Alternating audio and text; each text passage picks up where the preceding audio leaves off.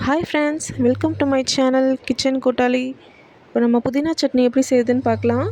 அதுக்கு ஒரு பேனில் 2 ஸ்பூன் எண்ணெய் ஊற்றிக்கோங்க. 4 பல் பூண்டு, அப்புறம் பார்த்திங்கன்னா ஒரு 4 துண்டு இஞ்சி போட்டுக்கலாம் சின்ன சின்னதாக. ஒரு 6 பச்சை மிளகாய் போட்டுக்கோங்க. இது எல்லாத்தையும் எண்ணெயில் ஃபஸ்ட்டு வதக்கிக்கோங்க. லைட்டாக வணங்கினா போதும். இது வணங்கினதுக்கப்புறமா நான் ஆல்ரெடி புதினாலாம் க்ளீன் பண்ணி வச்சுருக்கேன், அலசி. அதை போட்டுக்கலாம். இப்போ ஆட் பண்ணிக்கலாம் நாம். இது கூடவே புதினா, கொத்தமல்லி, கருவேப்பிலை 3த்தையும் சேர்த்து தான் அலசி வச்சுருக்கேன். எல்லாத்தையுமே போட்டுக்கிறேன் நான். இப்போ இதை வதக்கிக்கலாம். பார்க்க நிறைய இருக்கிற மாதிரி இருக்கும், ஆனால் வணங்கினதுக்கப்புறம் பார்த்திங்கனாக்கா கொஞ்சமாக தான் இருக்கும். பாருங்கள், நல்லா வதக்கிக்கலாம் இதை. அவ்வளோதான், நல்லா வதங்கிடுச்சு. பார்த்திங்கனாக்கா நான் துண்டு துண்டாக தேங்காவை கட் பண்ணி வச்சுருக்கேன். அதை போட்டுக்கலாம். அடுத்தது பொட்டுக்கடலை, அதையும் போட்டுக்கலாம். இப்போ இதை நல்லா வதக்கிக்கலாம்.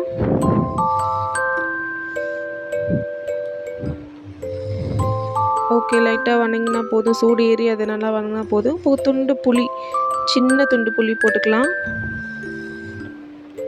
அவ்வளோதான், முடிஞ்சிடுச்சு. அப்புறம் தேவையான அளவு மட்டும் உப்பு போட்டுக்கோங்க லாஸ்ட்டாக. இப்போ இது சூடு ஆறுனதுக்கப்புறம் நம்ம அரைச்சிக்கலாம். எல்லாம் சூப்பராக வதங்கிடுச்சு.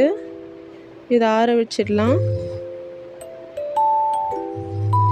இதை நான் இப்போ மிக்சர் ஜாரில் போட்டுக்கிறேன். நல்லா ஆறிடுச்சு. அரைச்சிட்டு வந்துடலாம்.